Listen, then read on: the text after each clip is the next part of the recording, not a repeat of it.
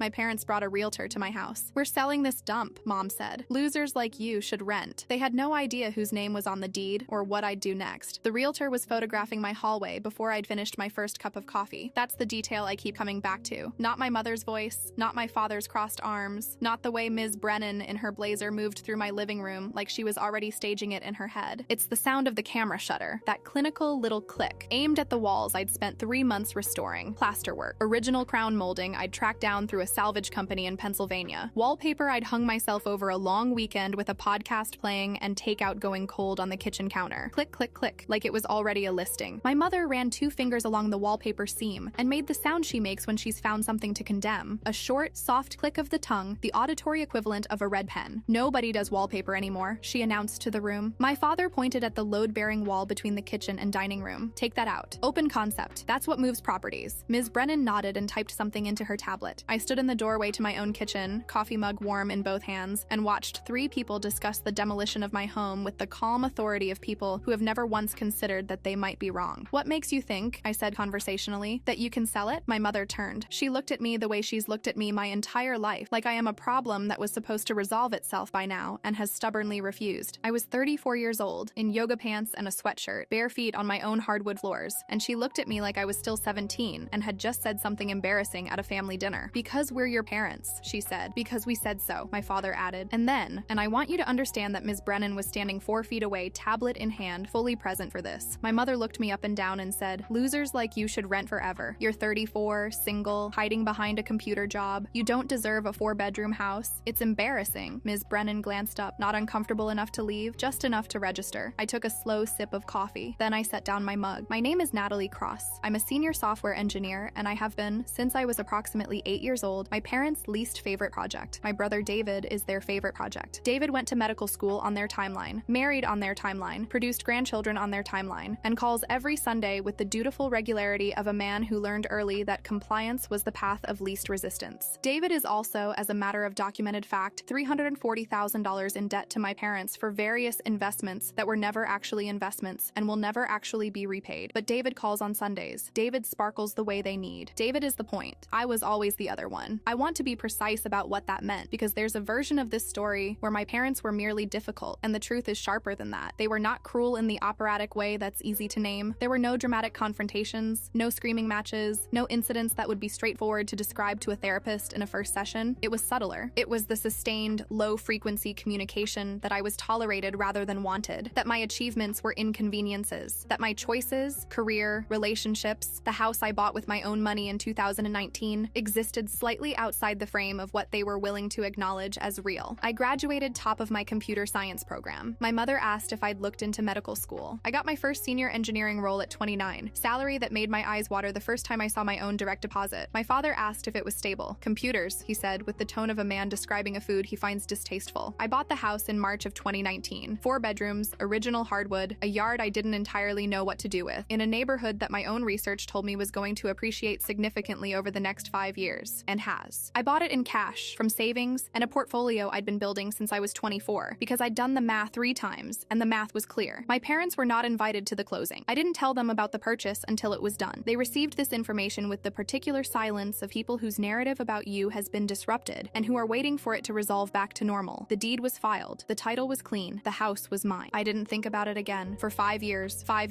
they didn't visit, not once. Didn't ask for the address. Didn't inquire about the neighborhood or the renovation work, or whether I'd figured out what to do with the yard. The house existed in their awareness the same way my engineering career did, as a fact they had decided not to engage with, until a Tuesday morning in October, when I came downstairs at 9:03 a.m. to find my mother, my father, and a woman in a blazer standing in my living room. Here's what I knew in the first 60 seconds, and what I had to figure out in the next 60. What I knew: they hadn't called, they hadn't knocked, or they had knocked once, briefly, and let themselves in with the spare key my mother had taken from my key hook during her single visit 3 years ago, when she'd stopped by unannounced while I was at work, and let herself in to check on the plants. I had not, at that time, changed the locks. That oversight was now standing in my living room in a blazer. What I had to figure out: how serious was this, and what exactly did they think they were doing? I watched Ms. Brennan photograph the crown molding. I watched my father pace the kitchen with the appraising energy of a man calculating. I watched my mother move through the space like she'd already redecorated it in her head. And I did the thing I do when I need to process something quickly without reacting prematurely. I went quiet and I watched. My mother, I had learned over 34 years, telegraphs. When she's nervous, nervous, she overperforms confidence. The louder she talks, the less certain she actually is. She was talking loudly. My father, when cornered, goes to authority. The crossed arms, the squared shoulders, the declarative sentence structure, because we said so. That wasn't a man who believed he had rights. That was a man performing someone who did. Ms. Brennan was the tell. She was real. She was professional. She had a tablet and a schedule and a reputation she presumably wanted to keep. She had not, I would have bet money on this, been shown a single document. I asked the question, Ms. Brennan, did they show you paperwork, proof of ownership, a deed, a title, anything legal showing they have the right to sell this property? She hesitated. The hesitation told me everything. Well, they're your parents. They said it was inherited. It was, I said. By me. My mother laughed. The sharp, fast laugh she deploys when she needs to reframe something as absurd before it can be taken seriously. She's delusional. We've had to manage her finances for years. She's not capable. I'd heard those exact words before. I was 17 the first time they were used. To take my car keys, to redirect my college fund, to explain to a guidance counselor why Natalie's applications should go through the parents' review first. The words had a specific function. They were a preemptive, discrediting, a social move designed to shape how any observer heard everything I said next. They worked on the guidance counselor. Ms. Brennan was not a guidance counselor. I pulled out my phone, opened the folder. I have a folder labeled with my grandmother's name, Helen, where I keep digital copies of every document that matters to me, because I learned a long time ago that paper disappears around my parents, and I wasn't going to let that happen twice. Deed of title, transfer certificate, county recording confirmation, the whole chain. I turned the screen toward Ms. Brennan. Natalie Cross, sole owner, transfer date, March 14th, 2019. Ms. Brennan stared at the screen. Then she looked at my parents. I watched the recalibration happen in real time, the professional warmth going out of her face like a thermostat dropping. You told me you owned this property, she said. We're her parents, my father said. That isn't ownership. She took one step back, then another. Her voice had gone completely flat, the particular flatness of a professional who has just understood that she is standing in a situation that has legal implications. You've potentially implicated me in attempted fraud. My mother's voice went shrill in the way it goes when she's lost the room and knows it. It's not fraud. We're helping her. She was supposed to be a doctor or a lawyer, not some software engineer, I said. $400,000 a year, 3 patents pending, but please, finish your sentence. My father's face went the color of something left too long in the sun. You're lying. Want to see my tax returns? Or the rental property I bought in 2021? Or the one the year before? Silence. They had never asked about my career. In 5 years of my owning this house, they had never asked what I was working on, who I worked for, what any of it had produced. I had existed in their narrative as a cautionary tale, the daughter who made unconventional choices and was probably going to struggle. And they had tended that narrative with the conviction of gardeners who stopped checking whether the plant has actually grown. It had grown, considerably. Ms. Brennan was already moving toward the door, heels on my hardwood floors, fast and decisive. Ma'am, sir, I need to advise you strongly to leave this property immediately. Falsely representing ownership to a licensed real estate agent is a serious matter. I'll be consulting my broker today. She was gone before they could find a response. My father tried the old move, stepped closer, used his height, squared his jaw in the way that had once been enough to make 17-year-old me go quiet. I am not 17. This isn't over, he said. You owe us 18 years. We fed you, we housed you,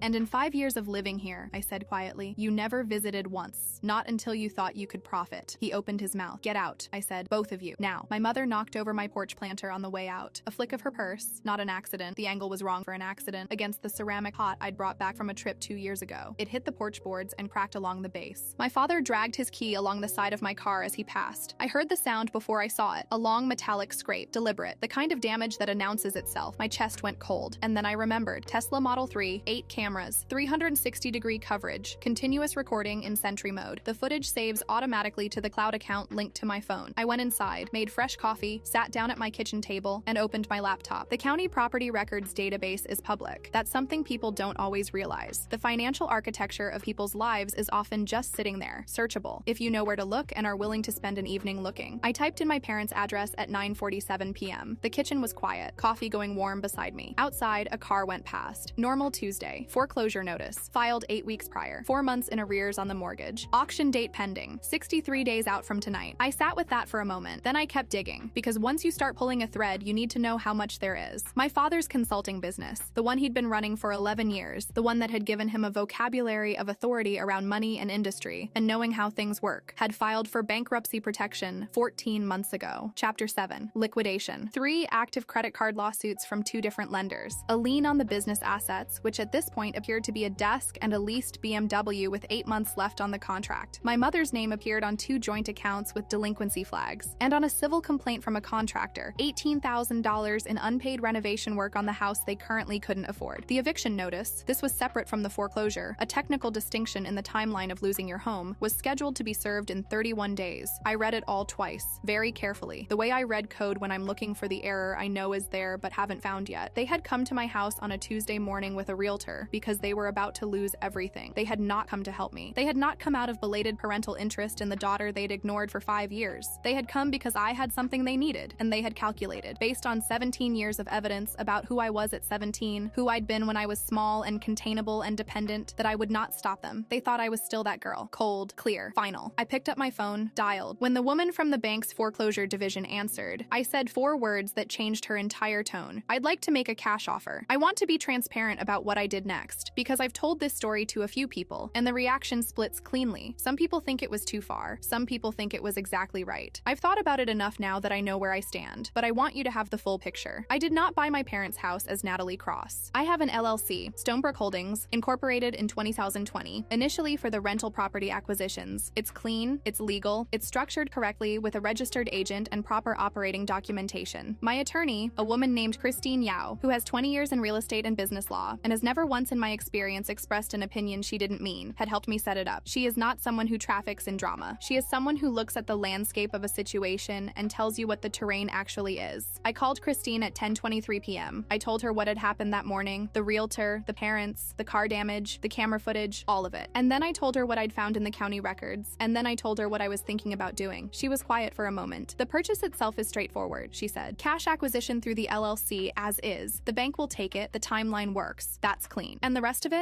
it, she said, is your business. You own the company. What you do with a legally acquired property is your choice. A pause. I'll note that transitional housing has a fairly specific regulatory framework in this county. If you're serious about that use, we'd need to do some work. I'm serious, I said. Another pause. Okay, she said. Call me tomorrow. We'll talk structure. The bank practically sighed when I said $400,000 cash. Quick close as is. Banks in the middle of a foreclosure process are not sentimental. They want the number resolved and the liability off their books. The acquisition moved through in 11 business days. I've had code reviews that took longer. My name appears nowhere in the transaction documents. The buyer is Stonebrook Holdings, LLC. To my parents, their new landlord was an anonymous entity, a company name. Paperwork. 17 days after the purchase closed, I was in a code review meeting, the kind that runs long and involves a lot of people talking past each other, when my phone buzzed with a text from Christine. Papers served this morning. Clients have 72 hours. I excused myself to the hallway, stood there for a minute. I'd known this moment was coming. I'd planned for it, documented everything, had Christine walk me through every step. I'd made the decision with full information and clear eyes. And still, standing in the hallway outside a conference room, fluorescent light, the sound of the meeting continuing behind the glass, something in my chest ached in the specific way of things that should have been different. Not regret, not exactly, something older. The ache of wanting, for a few seconds, to live in the version of this where none of it was necessary. Then I went back into the meeting. My mother called at 6:14 p.m. that same day. I let it go to voicemail. She left a message that was 4 minutes long and moved through several phases. Confusion, then distress, then the beginning of something that might have been comprehension, but kept stopping just short of it, like a car that won't quite make it up the hill. I listened to the whole thing. Then I called her back. You bought our house. Not a question. Her voice had gone strange, stripped of the register she usually uses, the one calibrated to manage me, just flat and strange, and underneath it, something that might have been the first honest emotion she'd directed at me in years. What are you going to do with it? Turn it into transitional housing, I said, for women leaving dangerous situations. The intake of breath was sharp, like something had landed. You're destroying our lives. My father's voice in the background, thick with the rage of a man who has just understood the geometry of what's happened. No, I said. You destroyed your own. You spent 30 years calling me a loser. A pause. Turns out you were right, I said. Losers don't deserve property. I ended the call. I should tell you what happened in the weeks that followed, because the story doesn't end with a phone call, and the aftermath is where I learned the most. The car damage, the keyed Tesla, became a police report the morning after the incident. I'd pulled the Sentry Mode footage that night. Crystal clear, time-stamped, my father's hand visible, the key visible, the full arc of the scrape documented from 2 angles. I filed the report with Officer Daniel Reyes, who watched the footage on my phone with the expressionless focus of someone cataloging evidence. This is clean documentation, he said. You'll want to pursue this through the DA's office for criminal mischief. With footage this clear, they'll likely take it. The porch planter was also on camera. That one went into the file as well. My attorney Christine contacted Ms. Brennan's brokerage directly, a firm called Kellerman Residential, where Ms. Brennan had been a licensed agent for 9 years with an apparently clean record. The managing broker, a man named Stuart Halloran, was understandably motivated to document that his agent had been misled and had exited the situation promptly. He provided a signed statement to Christine detailing exactly what my parents had told Ms. Brennan when they'd contacted the brokerage. Christine added it to a packet she was assembling. My parents had represented themselves as the property owner owners in writing, in an email to the brokerage, with my address in the subject line. That's wire fraud adjacent. Christine said adjacent very carefully, as a lawyer does, but she said it. The DA's office opened a file. Not a prosecution yet. These things move slowly, but a file. An investigator named Marcus Greer, 7 years in white-collar financial crimes, called me on a Thursday to walk through the documentation. He was methodical and unhurried. He asked the right questions. He noted that the pattern, attempting to fraudulently list a property owned by another party, combined with the harassment elements and the property damage, built a coherent picture. These cases are harder when it's family, he said. Juries have complicated feelings, but your documentation is good. I know, I said. You anticipated this. I know my parents. He was quiet for a moment. You'll hear from us. The transitional housing project took 8 months to get right. The regulatory framework Christine had mentioned was real. Occupancy licensing, county social services coordination, partnership agreements with 2 women's organizations that had been operating in the city for years. I funded the renovation out of operating capital and brought in a general contractor named Lisa Brandt, who had been recommended by one of the women's organizations and who turned out to be one of the most competent people I've ever worked with professionally. We took out the wall my father had pointed at. Open concept, he'd said. I thought about that every time I walked through the space. The irony wasn't lost on me. He'd been right about the wall, just wrong about who got to decide. I did not attend the ribbon cutting. I'm not someone who needs to be in the room when the thing I built starts working. I got a photograph from Lisa. 6 women and a program coordinator standing in the bright open kitchen, the new floors gleaming, morning light coming in. I looked at it for a while at my kitchen table in my 4-bedroom house with the original hardwood floors and the wallpaper. I hung myself. Then I went back to work. My parents are renting now. A 2-bedroom apartment 20 minutes from where they spent 30 years. My father has a part-time consulting arrangement with a company that I suspect pays him because they knew him when he was someone. My mother works in the administrative office of a dental practice. I don't know this from them. I know it from the research I do occasionally, carefully, to make sure the situation is stable. Not because I enjoy it, because information is the thing I have always relied on, and I'm not going to stop now. David called me in March, the first time we'd spoken in almost 2 years. He'd heard the whole story, or some version of it, and he was wrestling with something. I could hear it in the pauses, the way he'd start sentences and redirect. They're struggling, he finally said. I know, I said. Are you going to... is there anything... David, I said gently. They came to my house with a realtor on a Tuesday morning without calling. A pause. I know, he said. And before that, they'd been to my house exactly 0 times in 5 years. You know why? Because there was nothing to take. He didn't argue. David is not a stupid man. He is a man who has made peace with certain things because the alternative was too complicated. I understand that. I don't entirely blame him, but I am not able to maintain that peace myself, and I stopped trying some years ago. I'm not going to rescue them, I said, but I'm not trying to destroy them either. They did that themselves. We talked for a while longer about easier things, his kids, a conference he was going to, a book we'd both read. Before we hung up, he said, I'm glad you're okay, Nat. I've been okay for a while, I said. Nobody was watching, so they didn't notice.